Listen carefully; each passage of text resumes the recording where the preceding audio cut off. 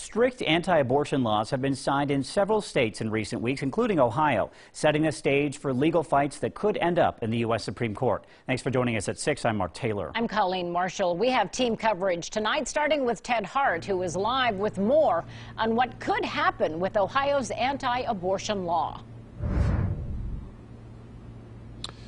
Well, and Colleen, Ohio's Attorney General Dave Yost says that his office will vigorously defend the state's heartbeat law against a lawsuit that was filed yesterday in federal court. But legal experts say that similar laws in other states have already been ruled on by courts that those laws are unconstitutional. Doctors say a fetal heartbeat can be detected as early as 5 or 6 weeks into pregnancy, before many women would know they're pregnant. The lawsuit filed yesterday by Planned Parenthood and the ACLU argues the ban on abortions after the first detectable heartbeat is unconstitutional and prohibits nearly all abortions in Ohio.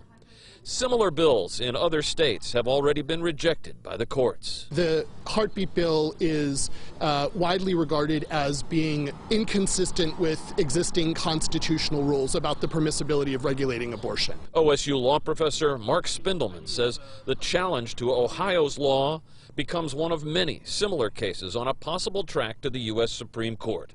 Spindelman says most court observers believe the Supreme Court will move slowly and incrementally in revisiting the issues surrounding abortion and will carefully decide which cases it will consider. And so the question will be whether the Supreme Court of the United States takes any of these opportunities to modify the clarity of the existing rules and to sort of either begin to change the law or to take more dramatic steps in the direction of not just chipping away at Roe against Wade, but perhaps overturning it entirely.